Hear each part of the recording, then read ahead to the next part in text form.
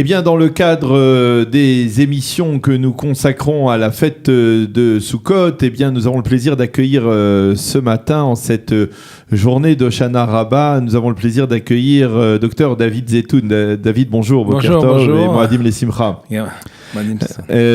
David, vous êtes conseiller auprès de l'Office national de l'eau en Israël. Vous êtes ingénieur des ponts et chaussées, spécialiste du dossier du problème de l'eau en Israël en particulier, bien entendu.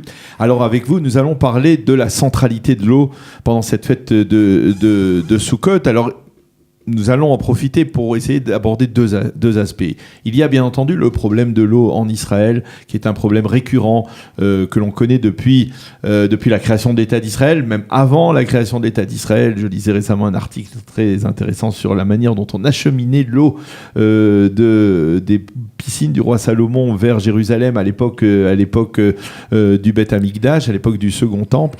Le problème de l'eau en général en Israël, on a parfois l'impression que c'est résolu, et vous allez me dire si c'est effectivement le cas ou si finalement on reste toujours un pays qui a un problème d'eau. Et puis l'aspect bien entendu religieux, cet aspect autour de la Simcha Bet HaShoeva, cette Simcha Bet HaShoeva qui est omniprésente pendant la fête de Sukkot. On célèbre Sukkot à travers d'ailleurs cette Simcha de Bet HaShoeva. On parle de ce Nisur Hamaim, voilà le terme m'échappait, le Nisur Hamaim qui était effectué à l'époque du Beth Amikdash. Alors on va essayer de mélanger un peu ces deux thèmes, l'un d'actualité, l'autre qui est aussi d'actualité mais qui est plus spirituel. Bon. Et la première question justement que je voudrais vous poser, c'est est-ce que aujourd'hui, en 2018, l'État d'Israël a résolu ses problèmes d'eau à travers les systèmes de désalinisation, les usines de désalinisation qu'il a installées le long du littoral, ou alors finalement il y a toujours un problème d'eau ici en Israël? Bon, alors on va essayer d'orienter, parce qu'il y a beaucoup de choses qui ont été dites là, et c'est vrai que le problème de l'eau est une centralité depuis le temps de nos pères, des Avot, Abraham, Yitzhak et Yaakov. C'est écrit noir sur blanc dans la Torah. Je vous rappelle qu'en fait, le fait qu'Abraham Avinu puisse habiter dans la terre, c'est parce qu'il a trouvé Be'er Sheva. Be'er, c'est un puits. Okay. Nous avons après Yitzhak, qui lui-même, Ken Avayomru Ovdei Yitzhak, Matzanu Maim. C'est un passouk qui est écrit. Les gens qui travaillaient avec Yitzhak sont venus en disant nous avons trouvé de l'eau. Donc sans cette eau-là, on ne pouvait pas rester, puisque Abraham lui-même, lorsqu'il y a eu une sécheresse, est descendu en Égypte. Donc si tu veux, si vous voulez, ce qui se passe, c'est que le problème de l'eau depuis le temps ancêtre est un problème crucial. Et c'est un problème de vie. C'est une pression de vie et de conditions sine qua non de rester sur la terre. C'est-à-dire que s'il n'y a pas une possibilité d'avoir de l'eau, okay, et ça se répercute dans toute la halakha, dans toutes les données. Je vous rappelle que par exemple, comment on détermine au niveau de une ville, au niveau de la halakha, s'il y a une source d'eau. Lorsqu'on écrit un ktuba, on doit rappeler la source de l'eau. C'est-à-dire que la source de l'eau, c'est la source de la vie, c'est la source de l'endroit où on vit. Donc, et c'est quelque chose de très profond. Okay, et qui revient à plusieurs aspects. Plus que ça, je veux dire, l'État d'Israël, depuis sa création, parce qu'on arrive à la question, okay, est en fait, si on fait une analyse très simple de l'histoire des guerres... Bah oui, la guerre de 6 jours. La guerre de 6 jours. Allez, là encore, on a arrêté le Kunetra. Après les guerres, là même dernièrement, on a empoisonné des trucs. Aujourd'hui en Syrie, par exemple, Israël est très très très virulente contre protéger les sources d'eau. Donc si vous voulez, le problème de l'eau est un problème crucial jusqu'à aujourd'hui. Maintenant, il y a quand même une question qui se pose, ok ? Je vais toujours avoir dans mon discours une parallèle entre la halakha, la vie juive et la réalité. C'est que on peut comprendre que lorsqu'on avait une société agricole, quand 80% des gens étaient agriculteurs, alors on était très très très dépendant de l'eau qui vient. Aujourd'hui... Juste pour l'anecdote, je me souviens de lorsque je suis arrivé en Israël, le premier Simchat Torah que j'ai célébré, c'était dans le kibbutz Nena Natziv, et on avait confié aux responsables de la récolte le soin de faire la bracha pour la pluie. Parce que lui, il se sentait beaucoup plus concerné. Parce que lui, on estimait qu'il avait la kavana, quoi. Ouais. Et alors, donc on voit donc que cette préoccupation est tout le temps, elle est tout le temps. Et donc, en fait, il y a eu un effort énorme de l'État d'Israël d'essayer d'arranger, de donner, solutionner, de donner des perspectives pour plus d'un an, pour 5 ans, pour 10 ans. Donc tout ça c'est quelque chose qui a été fait. On va en discuter en détail. Parce que finalement, on a le sentiment, le lac de Tibériade, qui était le principal réservoir d'eau potable de l'État d'Israël, on voit que, en dépit, c'est-à-dire, c'est peut-être le réchauffement climatique, etc., il n'y a le lac s'assèche, en tout cas son volume se réduit, et donc quelque part il fallait trouver une autre solution. Non. Il y a une quinzaine d'années. Bon, ce qui s'est passé, c'est que au niveau historique de l'eau, en 2 mois, 3 mois même, au départ, la grande idée, c'était l'idée de Ben Gurion, c'est d'amener la conduite nationale, d'amener l'eau de Tibériade, qui fait environ 300 millions. À l'époque, c'était suffisant. Hein. Alors, on a donc fait ces trucs. Bon, mais vite, on a très bien. C'était pas suffisant. On n'a pas arrivé à avoir suffisamment d'eau, donc on a commencé à puiser.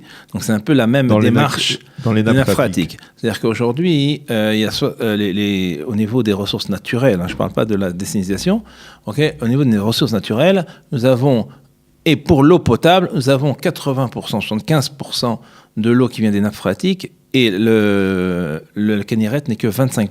Oui. Donc, c'est-à-dire, on a déjà une différence. Cette histoire-là rappelle énormément ce qui est écrit dans la Torah, puisque, en fait, cette démarche a été faite de nos pères, comme le dit le Ramban dans son Pirouche, ma savot, siman labanim.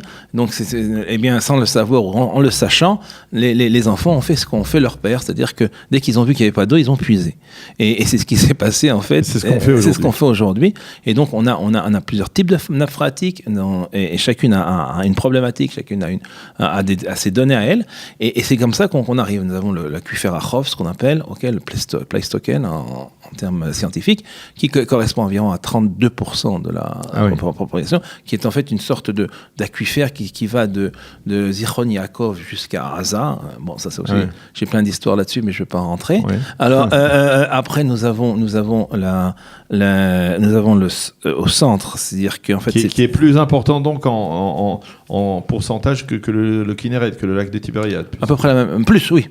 En quantité aujourd'hui, en plus de Pleistocène. C'est un petit lac de Tibériade souterrain, quoi. Un grand lac de Tibériade. Oh, énorme, c'est énorme, ce sont des sources énormes. Et nous avons après le Yarkon Tanenim, qui est le deuxième truc, qui est en fait partagé par la Palestine, enfin je ne sais comment vous voulez dire, non, les territoires palestiniens et nous, et c'est à peu près 25%. Maintenant, revenons à la question. Okay. Donc aujourd'hui, ce qui s'est passé par un effort énorme et des idées que nous avions, les professionnels, on a commencé à utiliser la technologie de désalinisation et d'autres technologies. À partir de... Il y a depuis combien de temps ? L'idée, elle a été décidée par le Nativ Hamaim, celui qui est responsable de l'eau, en 2003. On a commencé la série des trucs que malheureusement, très tard, en 2008. Et aujourd'hui, nous avons plus de 6 usines de désalinisation qui travaillent, qui en fait nous ont permis de donner qui fournissent aujourd'hui combien de pourcentage de l'eau potable ? 22% de la quantité, mais qui n'est pas bu, qui va directement à l'agriculture. À l'agriculture. Alors, donc ça, si vous voulez, c'est le... Pourquoi ? Parce que la désalinisation ne suffit pas pour la consommation ? Une eau qui est passée par qui a eu en elle des éléments chimiques dangereux pour l'homme, même si on a un traitement, on a toujours un doute. On fait un traitement, évidemment, et l'eau est potable. Donc aujourd'hui, nous n'avons pas le ministère de la Santé interdit le fait de boire de l'eau comme ça. Il y a certains endroits où on fait de la désalinisation. Non, parce que je me souviens de l'image de Benjamin Netanyahu avec le Premier ministre indien, comme ça, en train de boire un verre d'eau à côté d'une usine de désalinisation. Ouais. C'est un peu du cinéma, quoi. Oui, non, c'est le cinéma. Ou alors, il avait choisi parce que cette usine-là. Il a pris une bouteille d'eau minérale. Non, pas jusqu'à là. Mais il y a différents types de désalinisation. On a des désalisations de l'eau de mer, qui elle est interdite. Il y a des désalisations de l'eau connate, qu'on appelle les eaux connates. Ce sont des eaux qui ont été protégées géologiquement et qui sont en teneur en sel. On doit les enlever, mais en fait, elles sont très très pures. C'est ça qu'il a bu. Oui. Ça, c'est bien. Ça, c'est même très bien. Même recommandé. D'accord. Donc, c'est pas la même chose. Alors, qu'est-ce qui se passe ? Je reviens donc à notre idée. Aujourd'hui, on a quand même 22%. Donc, on a et en fait, le plan est en fait qu'on va pouvoir revendre de l'eau parce que bientôt, on a un peu de chiffres. Aujourd'hui, Israël utilise toutes catégories comprises 1,250 milliard de mètres cubes par an. Ok. Sur ça, il y a environ 950 millions qui va à l'agriculture. Donc, tout le reste, oui, c'est le... C'est le réservoir le plus important de l'agriculture. Même maintenant, alors que l'État d'Israël ne se distingue plus par son potentiel agricole, ça reste la consommation essentielle. Non, on a besoin d'énormément oui, il y a énormément de terrains qui sont utilisés à l'agriculture. On a besoin aujourd'hui, on a l'allocation de terrain pour beaucoup de... Israël, si vous voulez, au niveau de l'agriculture, a changé. Il ne fait plus de l'agriculture intensive, mais il y a beaucoup de choses qu'elle fait qui demandent beaucoup d'eau, comme, par exemple... les étrogues, par exemple, ça demande beaucoup de... C'est pas le gros truc. Les avocats, toutes ces cultures-là, qui sont aujourd'hui des cultures qu'Israël fait, les oranges, beaucoup moins, mais à l'époque, on en demandait plus. Alors, les oranges, on a encore des exportateurs. Le blé, toutes ces choses-là demandent beaucoup d'eau. Et aujourd'hui, dire qu'aujourd'hui, avec le temps, Israël a ses propres marchés de l'agriculture, les fleurs par exemple, alors ça demande énormément d'eau. D'accord. Alors donc, si vous voulez, ce que je veux dire maintenant, c'est qu'on a quand même besoin beaucoup d'eau et on a besoin de l'eau pour boire. Alors, et l'eau pour boire, ce qui se passe aujourd'hui, c'est que nous avons été sélectionnés des endroits où l'eau est beaucoup plus pure, et c'est elle qui alimente. Alors, donc c'est essentiellement le lac de Tibériade et les nappes phréatiques pour la consommation courante. Aujourd'hui, qu'est-ce qui s'est passé ? C'est comme ça, c'est que nous avons le lac de Tibériade fournit en fait le Galil, tout le nord du pays, et les nappes phréatiques fournissent en fait le centre du pays. Okay ? Au niveau de l'eau potable. Maintenant, qu'est-ce qui se passe ? Le grand problème que nous avons au niveau aujourd'hui, c'est les agriculteurs qui se trouvent au-dessus du Galil. Alors ça, c'est un grand problème. Ils ont énormément de problèmes parce que, surtout avec la sécheresse et les changements climatiques, on a besoin de leur amener de l'eau. Et en fait, toute la conception des systèmes d'irrigation n'était pas fait pour eux. Donc, eux, ils doivent payer très cher leur eau. Et donc, ça fait que leur agriculture n'est pas rentable. Alors, aujourd'hui, il y a énormément de travail qui est fait. Et eux, ils doivent prier vraiment très fort pour avoir de l'eau. Parce que je veux revenir maintenant au problème de l'eau dans la religion. Il y a 3 demandes que l'on fait à Dieu lorsqu'on prie pour l'eau. On lui demande de donner la quantité d'eau qu'il faut, on lui demande de le donner au bon moment et au bon endroit. Ce sont 3 éléments. Donc, qu'est-ce qui se passe ? C'est qu'aujourd'hui, on peut dire qu'Israël a résolu le problème de la quantité d'eau. Nous avons suffisamment de quantité d'eau. Ce que nous n'avons pas résolu, et c'est sur quoi il faut prier, parce que c'est cette demande qui est importante, ce sont les 2 autres. C'est qu'en fait, il y a des endroits où on a besoin beaucoup plus d'eau et les systèmes n'y arrivent pas, ou alors le prix est très cher. Alors là, on a besoin que Kadosh Baruch Hu envoie de l'eau dans le nord, par exemple. Il a besoin d'envoyer de l'eau dans certains systèmes d'irrigation pour fournir. Nous avons donc besoin de où et à quel moment, c'est-à-dire qu'il l'envoie vraiment quand l'agriculture en a besoin et pas après, parce que là, vous savez que en général, si l'eau vient après la période, c'est destructeur. Et puis aussi, il y a l'intensité aussi lorsqu'on parle des pluies. Alors, ce que j'ai dit, aujourd'hui, on n'a plus de problème d'intensité. C'est-à-dire, les quantités d'eau qui existent en Non, Israël... je dis l'intensité, c'est-à-dire des pluies dévastatrices. Oui, d'accord. Il y a des orages extrêmement forts. On demande que Beita ou Bezmana, alors, c'est ça que je veux dire, c'est qu'en fait, il y a encore beaucoup de raisons pour lesquelles on doit prier sur l'eau. C'est-à-dire que beaucoup de gens se sont dit, il y a même des rabbins très sérieux qui ont dit, oh, peut-être aujourd'hui on n'a plus besoin, tellement qu'on a arrangé tout. Et bien non, il y a encore beaucoup de choses. Et moi qui travaille tous les jours... Donc la prière que l'on va réciter à Simchat Torah, cette prière du Geshem, elle reste indispensable. Elle reste indispensable, elle est élément sine qua non, et je pense qu'elle restera tout le temps indispensable parce qu'il y a toujours quelque chose à demander. Okay, mais dans ce domaine-là surtout, parce que en fait, l'eau est liée à la vie. C'est-à-dire que, et ça c'est le deuxième élément qui va nous connecter avec Sukkot. Il faut bien voir une chose. On a prié à Yom Kippour devant le livre de la vie et de la mort, lo aleinu. Et nous avons en fait demandé à Kadosh Baruch Hu. L'eau est source de vie. L'eau est source de vie parce que il y a un cycle de la nature qui fait que lorsque l'eau arrive, elle génère la vie à tous les niveaux, à toutes les échelles de vie. De la paramécie la plus petite jusqu'à la fleur qui sort, jusqu'à l'épi qui sort et jusqu'à en fait ce que tu mets dans ton corps qui est aussi à l'intérieur de ce cycle de l'eau. Donc, c'est-à-dire que le danger, il y a un autre danger. À part le fait de cette quantité, il y a un danger qui est que si, par exemple, on laisse ça sécher, pardon, j'ai du mal avec mon français, ça sécher le lac de Kideret, nous créons des phénomènes qui ne peuvent plus être réparés. Des dégâts collatéraux, on va dire. Voilà, mais qui peuvent créer un déséquilibre. Non, plus zioum, une infection. Oui, enfin des maladies ou des pollutions de l'eau qui vont être en fait, on va avoir beaucoup de mal à l'utiliser maintenant pour de l'eau potable. Oui. Donc on se doit nous de prier pour que en fait il y a suffisamment d'eau qui vienne pour que le niveau de l'eau reste à un certain niveau. C'est-à-dire qu'il y a un deuxième élément qui est en fait l'élément central de la fête de Sukkot. Et cette demande, c'est que la source de vie, qui est l'eau, vienne en quantité à l'endroit, au bon moment, à l'endroit pour générer la vie et ne pas la détruire. Et ça, c'est un point important. Ça me fait penser à quelque chose. Alors, on fait une sorte de ping-pong entre le spirituel et l'actualité.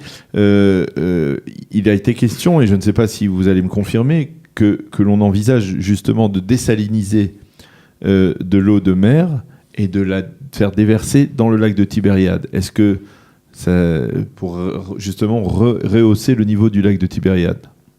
Oui, enfin... Est-ce que c'est quelque chose de réaliste? Et est-ce qu'au niveau justement de la composition de l'eau, c'est quelque chose de... Alors, c'est au niveau d'échelle. Nous parlons en géologie et en hydrologie, nous parlons d'échelle. Vous parlez de ça ce qu'on appelle la grande échelle. C'est-à-dire qu'en fait, nous avons aujourd'hui des sources d'eau.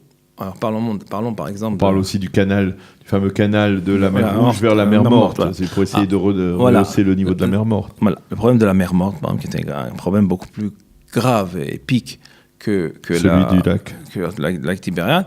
Ok, le lac Tibériade, j'en ai parlé dans quelques instants. Ok, on va faire endroit.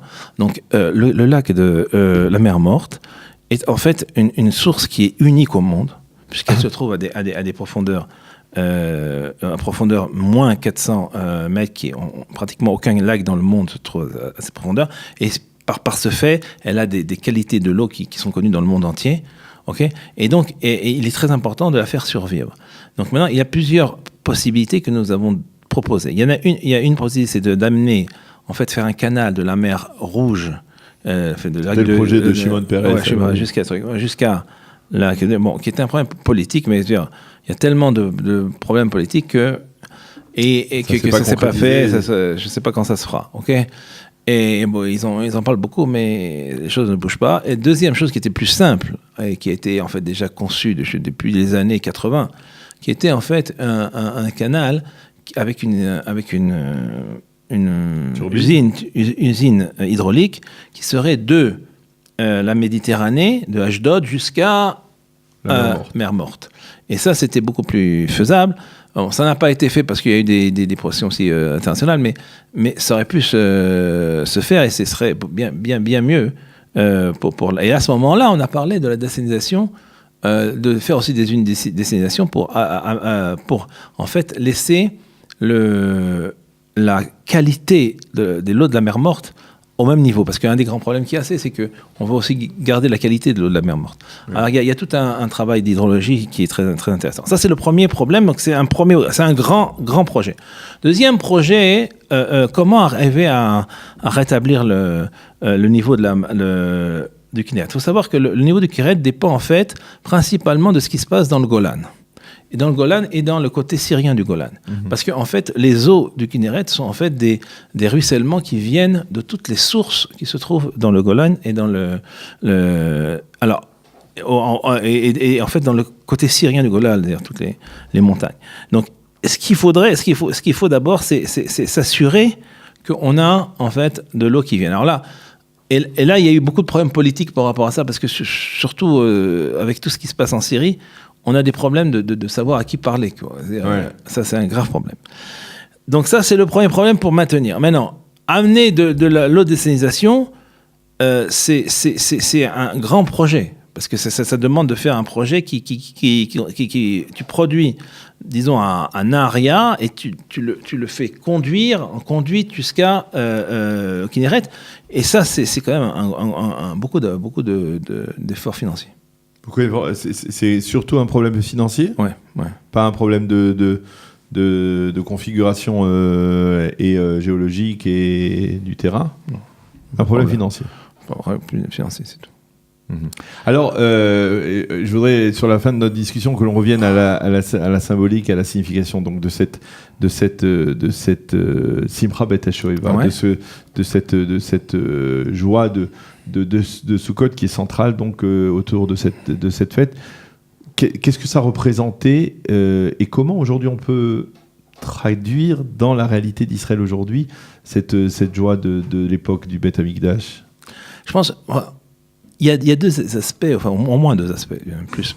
Il y a deux aspects. Il y a en fait la simra qui vient parce que je suis heureux d'avoir fait le volonté de Dieu. C'est-à-dire qu'après que j'ai passé les Sereyem et Tchouva, Rosh Hashanah, et après Yom Kippourim, et que j'arrive en fait dans la fête de Sukkot, Samarta Bechagecha. Et c'est un passage qui fait que en fait, la personne qui a fait le travail, il sent une simra extraordinaire. Et il y a une chose qui est extraordinaire aussi, je pense. Est-ce que finalement, la véritable simra, c'est-à-dire c'est seulement l'eau qui peut la procurer ? Non, attendez. La simra, c'est la fête de Sukkot. Je n'ai pas encore parlé d'eau là. Je parlais de la simra qui était un